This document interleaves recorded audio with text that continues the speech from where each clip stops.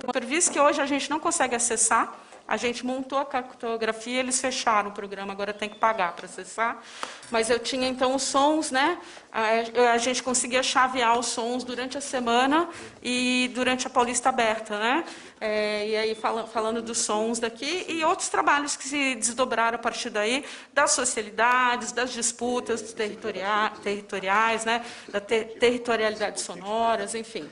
E aí eu trouxe como uma grande conclusão, assim, né, uma parcial conclusão, na verdade, né, do meu pós-doc, porque eu fui muito questionada quanto à metodologia, né, porque eu estava usando cartografia, e cartografia é uma pesquisa em processo. Então, a gente não consegue colocar o projetinho lá do jeito que a pessoa que está avaliando vai te dar a bolsa ou não. Eu consegui a bolsa, até pelo mérito da minha orientada supervisora, né. Mas aí eu fui entender, né, e trouxe das artes a pesquisa performativa, que é uma pesquisa também em processo, né, e hoje uma das minhas pesquisas atuais é sobre pesquisa performativa, que são pesquisas que é um outro paradigma, né, além do qualitativo e do quantitativo, você tem o performativo. E aí você pode... Eu vou apresentar um quadro aqui que dá para entender melhor, né. Quem trouxe isso para mim foi a Valmeri Ribeiro, que é uma outra paulista da minha cidade, que está aqui no Rio um tempão, mas ela é da UF e da EBA, né? E aí a gente está trabalhando, então, com essa pesquisa performativa, que são práticas performativas como pesquisa, né? Essa processualidade, essa experiência, né? Que a gente pode, então, no caso da minha pesquisa, eu posso trazer uma cartografia, um site, como resultado da minha pesquisa, e trazer esses resultados da pesquisa em processo, né? Então, isso é uma coisa. E aí... Tenho trabalhado também a corpografia a partir do CAC, que é o grupo da Cíntia, como eu falei, né, a partir da Paula Jacques, que é essa experiência do corpo na urbe, né? Então, como que a gente sente, como a gente afeta, é afetado nas nossas caminhadas, nessas práticas performativas, né? E o corpo em toda essa dimensão e potência investigativa, né, em contato com os territórios. Aqui está o quadro que eu falei da pesquisa performativa, né? Então, a gente tem a quantitativa dos números, a qualitativa que a maior parte de nós faz, né? E aí a performativa, né, expressando não em dados numéricos, mas em dados simbólicos, diferentes de palavras ou textos, né? Podem incluir materiais de prática, de imagens fixas em movimento, de música, de som, de ação ao vivo, códigos digitais. É uma pesquisa multimétodo guiada pela prática. Eu já tenho alguns alunos que aplicaram, até algum agora qualificou, anteontem. E aí... uma das contrapartidas do meu pós-doc era trazer esse conhecimento para a graduação. Eu já sou professora de mídia há 10 anos, né, quase 11, mais, sei lá, desde 99, na verdade, mas aqui no Rio desde 2012, que é a obrigatória que eu ministro, e vou variando as eletivas. E daí eu criei essa eletiva de Publicidade e Culturas Urbanas, que foi a minha proposta para apresentar aqui para vocês, né, no Propesc. A minha atuação no EICOS, né, é na linha 1 de Ecologia Social, Comunidades e Sustentabilidade. Então, eu tenho duas pesquisas, essa que é da pesquisa performativa, né, e outra ligada à Ecologia Profunda, Antropoceno e Sustentabilidade. E aí eu tentei ligar as duas temáticas na minha disciplina, né, mas que eu já vou detalhar também, eu espero que dê tempo. Mas aí eu trago alguns conceitos das culturas urbanas a partir do Crucis mesmo, né? Falando que a sociologia, as artes, né, a filosofia, entre outras áreas, elas conversam com a gente, não só na publicidade, mas sobretudo nas culturas urbanas, e que a antropologia, né, aqui a gente tem o Gilberto Velho, que formou muita gente, a Isabel Travancas, o pessoal do Museu Nacional, enfim. Então, a etnografia, a própria Mônica, que estaria aqui com a gente, né, a própria etnografia, sendo um instrumento muito importante de potência para as nossas metodologias, né? Para a gente, então, investigar, né, esse campo das culturas urbanas. E aí, para o Crucis, né, ele fala que é preciso estar nas ruas para se captar a heterogeneidade dos múltiplos atores, né? A gente pode usar Latour também, a Cíntia usa Latour, né? Bem como a pervasividade desse espaço urbano, né? E ele fala da etnografia que ela não é o melhor instrumento para dar respostas, mas para a gente achar perguntas, né?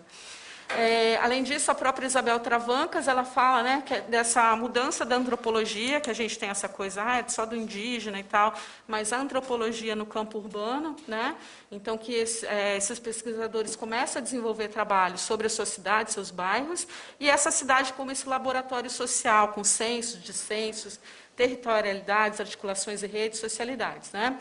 Também a Janice Caiafa, não podia deixar de falar na Janice, que também foi do CIEC muito tempo, né, coordenadora do CIEC, talvez a pessoa de antropologia lá na ECO mais antiga, e referência nos estudos de comunicação urbana, e ela fala, né, do que a gente estuda na comunicação urbana, né? Trânsitos, mobilidades, fluxos, pessoas, mercadorias, ideias, culturas, espaços imaginários, colocando tudo isso em contato, disputa, negociação, perspectivas, interesses de diversos atores e instituições. E como, então, estabelecer diálogo disso tudo com a publicidade? Fácil, né? Porque a publicidade, o Luiz aí está falando da publicidade há bastante tempo, né? E aí eu faço, então, a interface com a publicidade expandida, que é um trabalho já desenvolvido por mim, pela Patrícia e pela Mônica, mas que nasceu de uma ideia da Patrícia, né, que esteve aqui na mesa ontem com a gente, em que a gente tem uma publicidade que ela é no campo expandido, é uma publicidade disfarçada, como alguém falou aqui ontem também, acho que foi a Clô, não sei, né? Essa publicidade que passa despercebida ou desapercebida, não sei qual a palavra certa, que as pessoas estão recebendo conteúdo publicitário e não se tocam que é isso, né? Lógico que também tem o Sandro e o Guilherme, que estudam a ciberpublicidade, né? Que também dialoga com isso, né? E aí, além da publicidade expandida, eu resolvi fazer... não está aqui, gente, não está aqui. Mas eu também fiz o diálogo, está mais para frente, com a Fernanda Carreira e a Tayane Oliveira, que falam da publicidade pervasiva, que é essa publicidade nas ruas da cidade, com as mídias locativas, né, e dentro dos estudos de ciberpublicidade, está lá no livrinho 1 de vocês, né? Então, eu trago esses dois conceitos de publicidade para dialogar com essa teoria das culturas urbanas e da comunicação urbana. E aí já tinha alguns trabalhos que eu tinha feito, né, antes de começar essa pesquisa, por exemplo, com Gentileza, né, com as imagens do Gentileza, e os produtos gerados, e como ele se tornou uma referência no Rio, e, tcharam, Biscoito Globo, né, que eu fiz um trabalho, apresentei em 2017 no Intercom, falando dessa identidade do carioca, e foi uma campanha, na verdade, hashtag Somos Todos Biscoito Globo, e eu escrevi esse trabalho para o GP de Culturas Urbanas do Intercom, que... Oi? Deixa essa tela aqui. Ela quer tirar foto. Então tira a foto que eu preciso avançar, senão é o meu tempo. Congelei. Sim. Estou feliz aqui que chegou o fotógrafo profissional fazer foto minha, né? Eu vou até tirar o óculos, gente. Foi? E aí eu fiz esse trabalho, né, que eu apresentei no Intercom 2017, falando dessa identidade, foi bem daquela questão das redes sociais e do engajamento. Ontem a gente falou bastante disso também, de ativismo digital, e teve essa campanha Somos Todos Biscoito Globo. E como as pessoas têm essa referência, né, do Biscoito Globo e o mate na praia, e os produtos também derivados disso e tal. Estou quase acabando, tá, gente? E aí, já estou com 2 minutos? Tá. E aí, eu criei, então, essa disciplina de Publicidade e Culturas Urbanas, que é uma eletiva de 60 horas e 4 créditos. Infelizmente, esse semestre, né, a gente teve ela uma vez presencial, que foi bem bacana, depois ela ficou remota. E esse semestre eu não estou oferecendo, porque eu estou oferecendo o quê? Metodologia. Eu falei, meu Deus, eu sou a pessoa mais antimetodológica da vida, dando uma disciplina de metodologia, mas vamos que vamos. Estou lá do ladinho do Sandro, o Sandro dá aula do meu lado ali no auditório, e está tudo certo. E aí, mas eu não estou dando essa disciplina agora, mas quando... Ai, o Silvio Sato! Oi, bom dia! Está no teu texto? O Silvio Sato? Não estava no texto. Estava combinado ele ia entrar aqui. Bem na hora do Biscoito Globo, o Silvio Sato ia entrar. Ele tentou entrar discretamente. Mas tudo bem. E aí, então, criei essa eletiva, né, com 4 créditos. Não estou oferecendo agora, porque eu estou sendo a professora de antimetodologia com a galera da publicidade. Mas voltamos no semestre que vem presencial. E aí, só para falar um pouquinho de que conteúdos a gente trabalha nessa disciplina, né, a partir de todas essas referências que eu trouxe para vocês, né? Então, a publicidade contemporânea, a gente faz todo esse percurso da publicidade contemporânea. Clô, você quer tirar foto do Biscoito Globo também?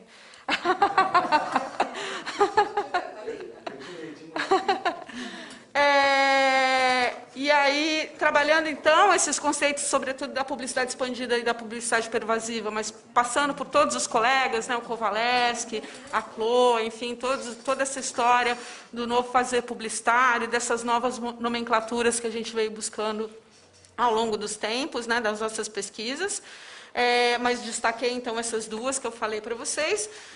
Os estudos de culturas urbanas, a comunicação e culturas urbanas, as interfaces com a publicidade, as cartografias, como eu falei para vocês, as sentimentais, mas na base da Ronick e da Ana Paula Duval, espaço público, territorialidade, gentrificação, heterotopia, zonas autônomas temporárias, socialidades, resistências, arquitetura hostil, derivas urbanas, economia criativa, sustentabilidade nas cidades criativas, Transition Towns, que daí conversa com a minha pesquisa lá do EICO sobre sustentabilidade e lousumerismo, né? Jovens, culturas urbanas, articulações em redes, eu repeti Transition Towns aqui, desculpa, e projetos sociais, projetos, enfim. Aí tem alguns trabalhos dos alunos, né? Estou acabando já, estou concluindo. E aí eu já tenho TCCs que utilizaram as derivas, né? Agora na pós também, alguns trabalhando com pesquisa performativa e derivas. E aqui algumas das nossas aulas, depois, né, pós-pandemia, a gente fez deriva pelo campus, porque os alunos nunca tinham estado no campus, já estavam no 4º período, e estavam no 5º período, e estavam chegando a primeira vez, a gente fez deriva pelo campus, aula de compostagem, várias coisas, né, esse contato com a cidade. E é muito interessante a gente ver, né, como esses alunos interagem com a cidade. Então, professor, a gente foi na feira, e aí a gente gravou o som da feira, foi muito legal, nunca tinha comido pastel na feira. Como você nunca comeu pastel na feira, meu filho, né? Então, assim, né? E aí é isso, né? Faltou um slide aqui, que era justamente da publicidade pervasiva, né? Que eu não sei porque ele sumiu daqui, mas a publicidade pervasiva, para quem não conhece o conceito, só para eu terminar, as meninas estudaram, por exemplo, uma campanha que eu ia mostrar aqui, as imagens, do 007, que a pessoa ia lá e corria para ganhar um ingresso do filme, e daí ele atravessava todo o espaço urbano, as pessoas jogavam coisas na frente dele, passava a escada rolante, ficava travada e tal. Então, assim, ações, né, como essas dentro da ciberpublicidade, ou qual seja o nome, da publicidade expandida ou publicidade pervasiva, que eu acho mais interessante, que é essa que se espalha pela urbe, né, e todas as ações de flash mob, enfim, que estão no espaço urbano. Então, é isso que eu queria trazer para vocês. Tem algumas referências aqui. E aqui tem meu contato, se alguém quiser falar comigo. Os dois, né, a Escola de Comunicação e o EICS, onde eu estou. Hoje eu estou vice-líder do Mediato, a Mônica é a líder, e infelizmente a nossa colega, para quem conheceu, a Marta Pinheiro, que era também uma pessoa muito querida, não só na ECO, mas também, né, no EICOS, ela era desse grupo e eu assumi essa posição de vice-líder no lugar dela, e que a gente tem estudado muitas coisas interessantes dentro da antropologia, o CIEC, que eu ainda permaneço, e o CAC da Cíntia San Martin, e é isso, gente. Muito obrigada.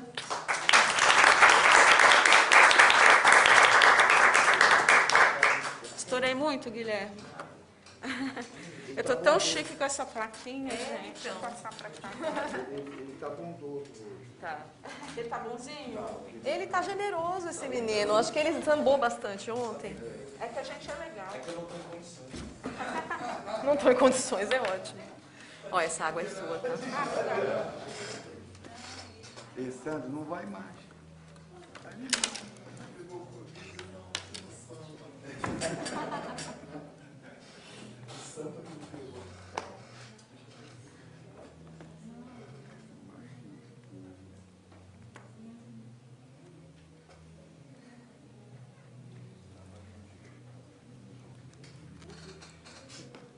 Bom dia, gente. Vocês estão bem?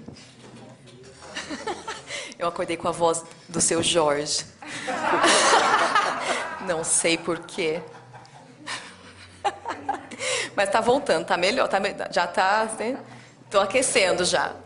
Bem, para quem não me conhece, eu sou a Lívia, eu sou de São Paulo, fiz lá o mestrado, doutorado lá no PPG-Com da ECA, e agora, há um pouco menos de um ano, eu passei a morar em Vitória, no Espírito Santo, porque me tornei professora lá da UFES. E esse trabalho que eu trago aqui hoje, ele é, na verdade, um pedaço de um projeto de pesquisa que eu estou desenvolvendo lá, muito estimulado, em grande parte, pelo fato de eu ser uma forasteira, né, agora. Então, agora eu sou uma forasteira. Se bem que, morando em São Paulo, você pode morar em São Paulo 100 anos, que você sempre sente um pouco forasteiro. São Paulo, meio caótico, né? Mas em Vitória, eu realmente me sinto uma pessoa de fora. Eu estou aprendendo, por exemplo, que não se fala bolacha, se fala biscoito. Eu aprendi, por exemplo, que em Vitória você não chama as pessoas para ir na sua casa, as pessoas acham que você é psicopata. Né? Tem várias coisas, assim, não, né? Tem várias pessoas concordando que é isso mesmo, assim, uma cidade diferente. Então, acabei... O Guilherme está bem curioso, né? Chocado. É um pessoal bem fechado, bem antissocial. Então, se você chama alguém para ir na sua casa, nossa, o que será que ela quer que eu vá na casa dela? Né? Já vou levar... Vou de colete, a prova de bala. Então, é uma cidade diferente para mim. Eu estou me acostumando e estou aproveitando o que é diferente para direcionar um pouco o projeto de pesquisa para essa coisa de olhar a cidade também. E, por isso, fico feliz de estar nessa mesa, porque tem tudo a ver, né? A gente está falando de coisas muito próximas, e mais feliz ainda de estar no Propesc, agradecer à organização, principalmente, por ter feito o Propesc acontecer presencialmente. Sensacional, obrigada pelo convite e obrigada por vocês proporcionarem esse encontro que era tão urgente e esperado por todos nós. Bom, então eu chamei esse trabalho de As Mediações Comunicacionais do Consumo da Rua, em Vitória. O caso de uma corrida de rua que eu analisei, chamada Girl Power Run, né? Bom, primeiro, entender do que a gente fala sobre o que a gente entende por consumo da rua, né? O morar enquanto um dos pilares mais importantes do nosso consumo material e da nossa vida material, e inclusive o morar como uma coisa que se estende desde um âmbito muito íntimo, que é sua casa, a organização da sua casa, dos cômodos, dos móveis, tal, até a casa da tia pequena, né, aquela coisa tão íntima que é a casa de uma pessoa, até a sua face mais pública, que é o consumo da rua, né? Que é um espaço público, ou deveria ser, né? Um espaço público, um espaço diferente, passando pela mediação do bairro, às vezes do condomínio, né? E por aí vai. E, claro, o consumo como parte do ciclo de produção e reprodução social. E é claro que quando a gente... quando eu penso no consumo da rua, especificamente, eu penso também, tanto do ponto de vista das estratégias do consumo, ou seja, aquilo que se pretende, né, aquilo que se constrói para ser, e as táticas do consumo, que são essas apropriações, são as formas como as pessoas usam, os usos de fato, né? Então, botei uma foto aí de um bar que tem ali perto da UFES, né? O famoso Sofá da Hebe. Tem muitos bares assim, com nomes maravilhosos. Gosto muito. Eu ainda vou fazer uma pesquisa sobre nomes de bares, né? São maravilhosos. Porque nas táticas, os rituais mediatizados do consumo se fazem muito presentes e ressignificam as estratégias propostas pela arquitetura, né, por essas instâncias mais altas assim do consumo do espaço público. E pensando em consumo da rua, eu acabei focando uma coisa ainda mais intrigante para mim, que é a prática esportiva como uma forma de rituais de consumo da rua, porque é uma coisa que me chamou muito a atenção em Vitória, principalmente, né? Em São Paulo, as pessoas não passam na rua correndo tanto assim, né? Mas dentro de um parque, no Ibirapuera, mas não tem assim o povo correndo na rua, só correndo na rua. Em São Paulo você é arrastão, você já sai correndo junto, né? Crossfit, é o pessoal do crossfit no máximo, né? Então, e já em Vitória, aqueles aparelhos de ginástica na rua, aquele sol, 40 graus, e as pessoas fazendo ginástica na rua. Me chama muita atenção. E dentro, então, das práticas esportivas, eu falei, bom, vou olhar então para esse fenômeno da corrida, né? Que, enfim, corrida de rua. Uma coisa é a pessoa correr na rua, de fato, mas corrida de rua é algo muito maior do que correr na rua, né? Hoje em dia é uma coisa imensa, são muitas empresas envolvidas, desde treinadores ou coaches, né, de corrida, até academias, grupos e empresas que promovem eventos de corrida de rua com um calendário fixo ao longo do ano, passando por várias cidades do Brasil e do mundo, claro.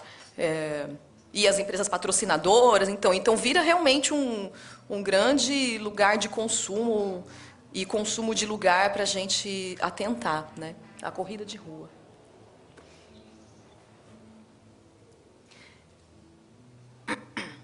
E aí, para observar esse fenômeno, eu gosto muito desse artigo da Clotilde Eneus. Esse é Pérez e Trindade, não é Trindade Pérez, né? Igual o Daniel...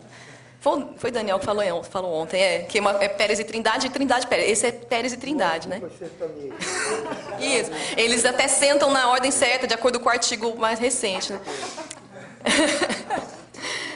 Que é um artigo de 2019, na Patrizes, em que eles se valem das ciências normativas, do Peirce, a estética, a ética e a lógica, para entender as dimensões das mediações comunicacionais do consumo, né?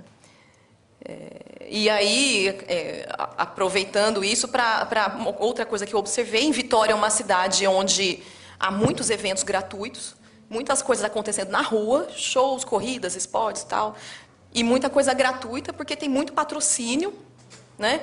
E uma empresa que patrocina absolutamente tudo que acontece em Vitória é a Vale. E é engraçado porque você entende o que é a Vale, né? Quando você mora, nasce, cresce, vive em São Paulo, a Vale é uma grande empresa, você vê às vezes ela no noticiário porque fez alguma grande cagada, né? Mas depois ela some da mídia, mas você pensa a Vale, aí você já pensa nas ações da Vale, ou que a Vale, nossa, uma grande empresa brasileira, né? Quando você vai morar no Espírito Santo, você abre a boca e fala a palavra Vale, é geral, todo mundo faz uma grande careta. É uma coisa que todo mundo odeia. Assim, acho que como em Minas, né, Paulo? Você está concordando. Acho que o pessoal de Minas também, você fala a palavra Vale, Belém também, né? É algo que realmente causa arrepios nas pessoas, porque, de fato, aonde passa, vai destruindo, né? Então, é diferente. Então, quando você se choca, né, você fala assim, putz, então... E ela patrocina tudo que existe de cultural, né? Fui em muitos shows grátis já em Vitória, porque tudo patrocinado pela Vale, nada é pago lá. Mas a Vale paga tudo, porque ela quer ficar bonita, né? Então, só que não adianta, porque todo mundo odeia a Vale generalizado, assim, uma coisa incrível. Que bom. Que bom que deu errado, né? As estratégias do marketing da Vale, né? Aqui um exemplo, aqui tem, né? Tal, então, o pessoal está até... o pessoal do teatro. Vale, o pessoal se revoltou. Falou a palavra Vale, o pessoal já está com ódio. Já estão tudo pelado. Bom, então, eu fui olhar essa corrida de rua, né, realizada em várias cidades do país, e teve em São Paulo, teve aqui no Rio, acho, teve em vários lugares, e teve em Vitória. Em Vitória, inclusive, foi um evento gratuito, diferente de outros lugares onde foi pago. Em Vitória foi gratuito, né, graças ao patrocínio da Vale. E quando você fala em Vitória, né, o que é Vitória? Se você perguntar para qualquer pessoa que mora em Vitória, eu sou de fora, fala assim, estou indo morar em Vitória, você acha que é uma boa? Você acha... você vai amar. Né, o morador, o capixaba, e o morador especificamente de Vitória, é muito orgulhoso, fala muito bem da cidade. E, de fato, é uma cidade que tradicionalmente aparece nos índices altos de IDH municipal, né? Sempre está lá no ranking. A última vez que eu olhei é 4º lugar das capitais do Brasil, de IDH e tal. Então, sempre há esse discurso é muito forte. É um lugar bom para viver. É um lugar muito bom para viver. Todo mundo, assim, é geral, né? E esses sentidos do que significa qualidade de vida, né? Quando se fala, aqui tem muita qualidade de vida, né? O que é qualidade de vida? Então, os sentidos que se manifestam do que é qualidade de vida também estão muito ligados a isso dos hábitos de estar na rua e fazer coisas na rua, principalmente esportes e lazer, né? Tem muitas praças, calçadão, aquela coisa, então as pessoas estão muito na rua, até porque é calor dentro de casa também, né? Então, o tempo todo na rua. Então, isso está sempre ligado nos discursos, quando você conversa com as pessoas, fala assim, você vai ver, aproveita muito aqui, tudo sempre tem alguma coisa nas praças, você vai na pracinha X para comer, você vai na pracinha Y para beber, você vai no calçadão fazer... Né, tem muito isso é muito forte. Isso é Vitória. E a corrida, então, a Girl Power Run, foi realizada em maio desse ano, por isso que foi quando chegou a chamada, né, de artigo, então foi quando algo que estava acontecendo, então pensei em trazer isso. E o percurso, ele foi basicamente na Avenida Beira-Mar, que é um lugar que tem uma cara, eu diria, instagramável, né? Ele tem a linha de chegada onde foi colocado, é um lugar que tem assim, tem a avenida e tem a água. E tem uma grande pedra, chamada Pedra do Penedo, uma coisa linda, assim, imensa, uma pedrona, assim, bem imponente, que todo mundo que passa lá para tirar foto, né? Então, a linha de chegada já foi pensada ali num lugar fotogênico, né? Não existe mais fotogênico, agora fala instagramável, né? Não tem mais, é outra coisa de ser fotogênico. E como eu já falei, com filtro. Ou quando não tem, você coloca hashtag #NoFilter, para falar assim, olha, é tão lindo que eu não botei filtro, né? Então, aqui não, em Vitória, a corrida foi gratuita, diferente de outros locais, com a lei de incentivo ao esporte e os patrocínios que foram feitos, né? Da Vale, no caso, né? Na verdade, os patrocínios o patrocínio mesmo foi da Vale e teve o apoio da loja de artigos esportivos Centauro, que é onde eles fizeram a parte de distribuição das camisetas, que é bolsonarista, né? Do kit. O kit dos corredores, você pegava lá na Centauro. Claro que ali ele já atrai as pessoas ali para comprar um tênis novo, afinal você vai correr 5 quilômetros, você precisa de um tênis novo, né? Então, né, já é uma estratégia e a Vale como patrocinadora grande do evento, né? Bom, e o que é Girl Power Run? É claro que a marca, né, dessa corrida tem um claro posicionamento de marca com essa cara do empoderamento feminino, né? Girl Power Run, no próprio logo, né? O espelho de Vênus na letra O, aquela coisa bem clichê na estética, né? A cor lilás em tudo. Lilás washing total, né? No site, essa peça no site, essas peças falando assim, mulheres que fizeram história, né? Então põe assim um parágrafo ali sobre Berta Lutz, Angela Davis, né? Mulheres que fizeram história, falo o que essas mulheres fizeram ali no site, além de, claro, assuntos que interessam a toda e qualquer mulher, né? Porque ser mulher é ser mulher cis, né? Que são aconselhamentos sobre TPM, menopausa, né? E coisas do tipo. Então, é o que significa empoderamento feminino. Saber algumas mulheres importantes aí na história, né? Pô, vamos ver quem é que foi Angela Davis, né? Aí tem ali um textinho e depois eu vou ver, nossa, o que eu posso fazer para melhorar minha TPM? Então, estou empoderada. Né? Empoderada, viu? A pessoa fala assim. Inclusive, a pessoa tirou foto, né, em frente ao totem Chimamanda. Chimamanda. Do nada, mostrando a sua medalha, né? Porque ela é empoderada, né? Valei-me. Então, é claro que, pensando nas dimensões lá das ciências normativas do Peirce, a dimensão estética, ela se manifesta ali no posicionamento da marca, ela manifesta totalmente o posicionamento da marca e manifesta a dimensão ética interessada em pautar o que é uma conduta de consumo, né? No caso, essa questão do que é mulher, empoderar as mulheres agora estão no poder, não ficou sabendo, né? Então, obviamente desconsiderando por completo todos os debates de o que é ser mulher, o que é feminismo, né? Todos os recortes possíveis, nada ali está presente, bastante raso, porque precisa falar de empoderamento feminino, né? Mas sem tocar muito no assunto também, porque não é legal, né? Então, o posicionamento da marca, manifesta a estética, que entrega, né, a dimensão ética de falar de empoderamento, mas de um nível muito raso, né? Aqui, adorei essa foto na frente do totem da Chimamanda. E cobrindo a marca da Vale. E cobrindo a marca da Vale. Olha, não, mas na camiseta dela tá aparecendo, ó. Só se tu prestar bem atenção, porque No número também. É isso, você tem que ficar bem de olho, né? Acho que a Vale, ela aparece, mas ela não gosta de aparecer muito, porque ela sabe aparecer muito, né? Pessoal, né? Mas olha, aqui já tá grandão. E essa moça aqui, ela é uma grande influenciadora capixaba, né? Ela tem muitos seguidores, tal. Agora vai aparecer no vídeo do Porta dos Fundos, se não me engano, tá fazendo bastante sucesso, né? Aí no dela aparece, né, a Vale, né? Então, é uma pessoa com bastante seguidor, aparece a Vale grandão ali. Ela não tampou a Vale com a cabeça, né? Nessa hora o diretor de marketing estava junto. Certamente. Alguém ali, né, orientando a foto. Ética, estética, chegamos nas lógicas, né? E pensando nas lógicas de mercado, justamente o patrocínio da Vale e a sua relação com a cidade do Espírito, com o estado do Espírito Santo e com a cidade de Vitória, onde a Vale é bem presente. Você vai na praia, eu que sou paulista, né? Acho a mãe natureza, chegar ali na praia, aquela coisa arada que tem da Vale ali na praia de Camburi, acho lindo do mesmo jeito, né? O capixaba não pisa naquela praia. Porque acha feio. Fala assim, não vá nessa praia, essa praia é feia, essa praia tem pó de minério de ferro na areia, não vá. Eu vou, ainda acho bom, acho uma skincare, né? Mas não é bem visto. Tudo que tem a Vale ali, realmente todo mundo odeia.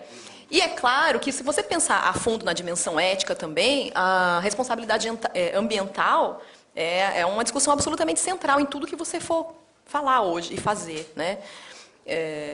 Então, a Vale, lá no Espírito Santo, ela patrocina tudo quanto é evento cultural, como eu já falei.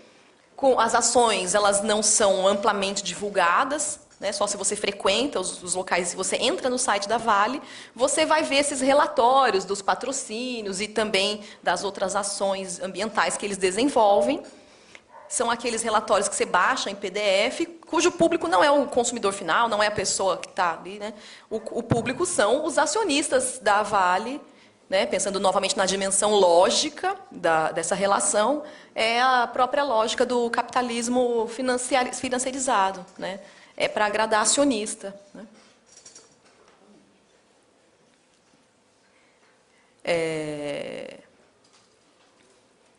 E aí pensando, né, no jogo entre as estratégias e táticas do consumo, nas estratégias, no polo das estratégias, a gente tem a organização da prova, os patrocínios, definição do público-alvo, tudo aquilo que a gente já sabe, né? Articulando uma estética, uma ética e uma lógica em favor de uma expressão marcária que pretende uma visão muito, né, assim, focada e unívoca do que é o tal do empoderamento feminino. Isso está bem amarradinho, bem claro para todos nós. E engraçado que nas táticas, né, normalmente, muitas vezes a gente vê nas táticas do consumo algumas apropriações muito criativas das coisas, né, mas nesse caso não. Na verdade, nas táticas ou no âmbito dos usos que as pessoas fazem das coisas que são propostas, aqui parecem as pessoas estão de acordo totalmente, né, com as táticas ali, com as estratégias. Elas estão reproduzindo perfeitamente esse discurso. Não existe nenhuma postagem questionando, fala assim, pô, mas só fala de mulher cis, mas não fala de raça, mas não fala, né? Nossa, mas a Vale patrocinando, e lá o chão da minha casa todo preto do pó de minério de ferro, a Vale está poluindo nossa cidade. Não. Nesse dia, todo um clima eufórico, né, no Instagram com relação a tudo isso. E aí, né, alguns detalhes aí no consumo, na parte do consumo, né? Então, por exemplo, muitas fotos que fazem um destaque do chão, do piso, né, do calçamento ou do asfalto, porque isso é um símbolo de rua, né? Então, demarcar a coisa de estar na rua. Aqui, né, essa foto ali no cartão postal e tal. Na dimensão estética também, cores vibrantes, medalhas, expressões faciais, coisas todas indicando essa coisa eufórica. E algumas marcas que aparecem bastante. Polar, ASICS, saiu errado ali, Fila, Adidas, são marcas que se repetem bastante ali nas expressões estéticas das pessoas na prova, né? Na dimensão ética, como eu falei, as táticas parecem confirmar os temas propostos nas estratégias, ou seja, as pessoas se alinham a isso que a marca está falando, e está legal, está bem assim, né? Sem críticas, nem a questão do empoderamento feminino raso, nem a Vale, presença da Vale ali. Né? Pelo contrário, elas amam a hashtag dona do meu caminho. Nossa, eu sou dona do meu caminho, né? Claro. Porque eu estou correndo na rua, estou me apropriando da rua, no lugar público, eu estou na rua. Está numa rua controladíssima, né? Enfim. A dimensão lógica, que eu acho a parte mais importante aqui, então a dimensão lógica no polo das táticas do consumo, das apropriações e dos usos, né? Aquela lógica realmente muito forte do capitalismo neoliberal financeirizado, que já foi visto ali nas estratégias, mas aqui de uma forma muito assim, o self-made man, né? Tudo que isso, aquela coisa da meritocracia, porque eu faço, eu aconteço, eu acordo de manhã e saio para correr. Força, foco e fé, né? Nunca foi sorte, sempre foi Deus. A legenda. Não adianta olhar para o céu com muita fé e pouca luta. Gabriel Pensador. Gabriel. Nelson Mandela. Né? Gabriel Pensador. Chimamanda. Né? Hashtag Girl Power Run, hashtag Penedo, hashtag 10 quilômetros, né? Pô. Então, essa coisa da conquista pessoal, né? É o discurso muito forte. Essa lógica do capitalismo financeirizado está ali na prestação de contas da Vale, de suas ações aos acionistas, e na outra ponta está aqui nesse enaltecimento do que eu faço, eu aconteço, né? Eu que fiz tudo. No pain, no gain, né? Nunca foi sorte, sempre foi azar. Né? Bom, mas acho que em considerações finais, acho que tudo isso que já foi falado, né? Não vou me estender aqui também, só que eu acho...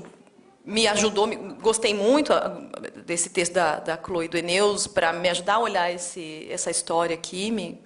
Acho que vou continuar com eles. E as referências, aquelas letrinhas ali, mas é porque eu gosto sempre de deixar, porque caso alguém depois queira ver os textos e tal, aí eu envio a apresentação para vocês. Obrigada.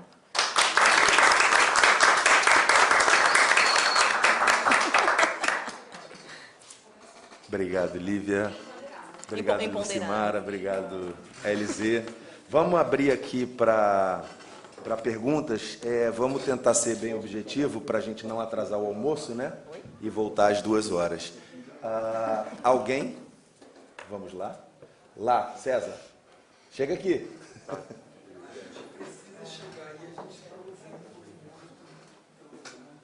Mas aí deixa ele se apresentar também, né, César?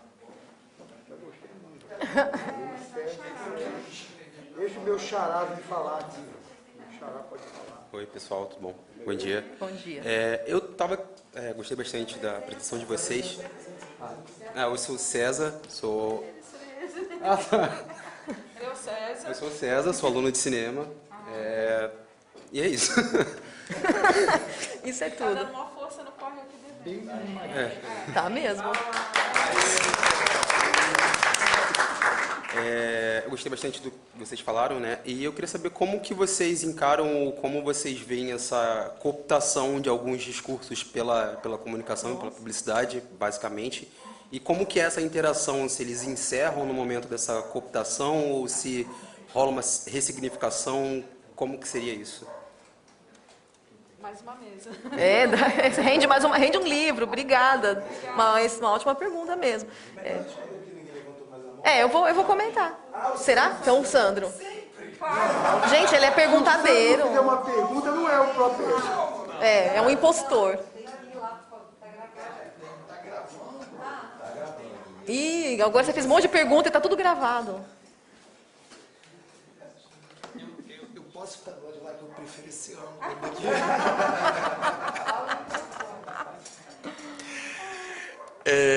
Parabéns. Pesquisa de vocês. Vocês são lindos, maravilhosas, pesquisas ótimas. Dessa vez é só com a Lívia. Que a questão que eu ia falar é o seguinte, sobre essa coisa da Vale. Uma vez, no início, final dos anos 90, início dos anos 2000, um petroleiro da Petrobras entrou aqui na Baía de Guanabara e derramou 1 trilhão de toneladas de óleo. Foi uma lambança incrível, todos os jornais, e era assim, uma semana que mostrava só as andorinhas toda preta e tal, foi um horror. No dia seguinte do vazamento, a Petrobras, ainda o jornal impresso ainda valia alguma coisa na vida, né? As pessoas ainda liam o jornal impresso. A Petrobras botou um anúncio de página dupla de jornal, que era aquela coisa que é quase que um outdoor na tua mão, né? E na página da esquerda era só o título, com letras gigantescas, dizendo: a Petrobras financia 65% de todos os projetos ambientais do Brasil. Ponto.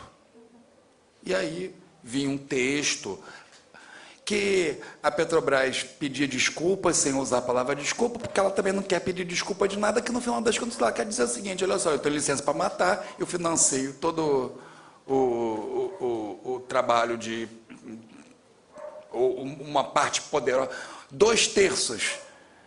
Na época ainda não estava essa coisa do marketing de causas, ainda não estava ainda tão acesa assim também. E aí, eu estudei isso um pouco na época, observei e vi um monte de pessoas que estavam pensando sobre isso, que diziam que a preocupação da Petrobras não é financiar projeto para limpar a imagem dos desastres e das coisas ruins que ela causa para o meio ambiente, para a sociedade, etc. e tal. É criar um contrapeso. É do tipo, olha, tem uma percepção ruim, mas também, não, mas a Petrobras também faz aquilo só das pessoas registrarem e aprenderem que faz alguma coisa, já cria um contrabalanço. E no caso da Petrobras, ainda tem distribuidora BR, etc., o posto BR, que a pessoa pode escolher ou não e tal. Mas no caso da Vale, além de que ela patrocinar isso tudo, não para limpar a imagem dela, que ela não tem a menor pretensão. Eu tive uma pessoa perto de mim que trabalhava com o social listening de Vale. Eles não estão preocupados com isso, não, até porque ninguém vai no supermercado e compra, dá 1 quilo de minério de ferro. Não, a gente achar a Vale boa ou ruim não altera em nada o circuito comercial da Vale, né? Então, é só para pensar como é que eu acho que isso pode ser um componente interessante na reflexão de como é que a Vale se apropria desses espaços, entra nessa jornada de construção de marca, se apropria de causas e tal, do tipo seguinte: o que efetivamente a Vale está querendo explorar daquela inserção dela ali. Não sei se eu consegui ser claro e pensar nessa coisa da intencionalidade da marca diante da exploração do lugar, né? Como do lugar, como do consumo de lugar. Ok? Boa. Gosto.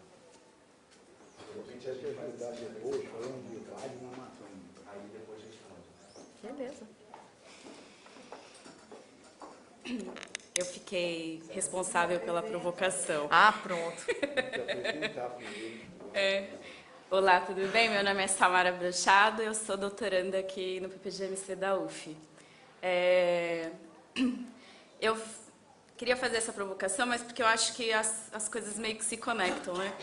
Na minha tese, eu tenho uma busca muito comprometida com uma lógica de produção da vida, em detrimento da produção de mercadorias, né? E eu acho que existe uma conexão aqui com essa mesa nesse sentido, porque são os espaços públicos em disputa, ao mesmo tempo que esse espaço ele é mercantilizado, de certa maneira organizado até pela prefeitura, ou organizado por uma empresa, ou a forma que ela é publicizada, né? Mas eu acho que é muito interessante, por isso eu só queria fazer essa provocação, porque a mesa ela traz esse elemento subjetivo dessa provocação de uma certa disputa da produção da vida, né? Ou seja, olha, estamos aqui, estamos fazendo coisas contra essa lógica, eu acho que no seu caso fica muito mais evidente, né? No seu fica um pouco mais subjetivo, né, essa interpretação, mas no caso que você expõe, Lívia, fica muito mais evidente como que é a relação dos habitantes daquela cidade, efetivamente com uma relação com aquela marca, que, por sinal, faz o patrocínio e que, ao mesmo tempo, em sua essência, provoca danos à produção da vida, né? Então, é muito interessante, assim, eu gostei muito dessa mesa, então eu só queria vir aqui agradecer e fazer essa provocaçãozinha. Obrigada. Só vou, como foram os três que pediram, eu ia sugerir de vocês responderem, se possível, brevemente, porque a gente já está quase na hora do break, tá? Oba! E aí a gente vai... Não, é... Pode avançar um pouquinho também. Quem quer começar? Quer começar? Então, Faz também. Vocês me ouvem aqui? Bem? Bom, acho que as perguntas foram, grande parte, também para a Lívia, mas eu queria falar, Sandro, e esqueci seu nome, desculpa, Tamara. Com relação à Vale, a gente lá no EICOS, a gente trabalhando com psicossociologia, né? E a Marta Pinheiro, que é essa colega que nos deixou, ela se especializou em antropologia do desastre. Então, eu estava hoje de manhã fazendo seleção de projeto, por isso que eu não estava aqui com vocês, porque a gente está na seleção lá do programa, e tem vários projetos olhando para essa questão dos desastres, né? Principalmente, então, evidente, Brumadinho está fazendo 7 anos agora, né?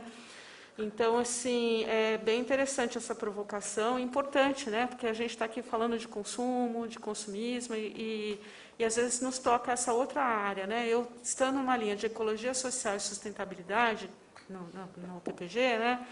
É muito complexo, tanto que eu tenho estudado louço-merismo, né? E aí, que é um decrescimento do consumo. Mas, voltando aos desastres, né? Uma orientanda que eu absorvi da Marta, a Andréa Gama, ela trabalhava como funcionária da Vale eu vou ser breve, tá? Na implantação do Porto Sul. Ela estava morando numa ecovila lá e chegou, um projeto de uma empresa do Cazaquistão, sei lá, e eles vão implantar um porto lá, destruir todo aquele ambiente. Só que a questão da marca, a Vale, ela era funcionária da Vale, ela estava lá trabalhando no convencimento daquela comunidade, e as moedas de troca são absolutamente ridículas, assim, vamos dar curso de bordado para as mulheres. Aí, assim, eles pegam, aqui é o Bumba Meu Boi, vamos pintar o boizinho na parede da escola. É muito ridículo, é ridículo.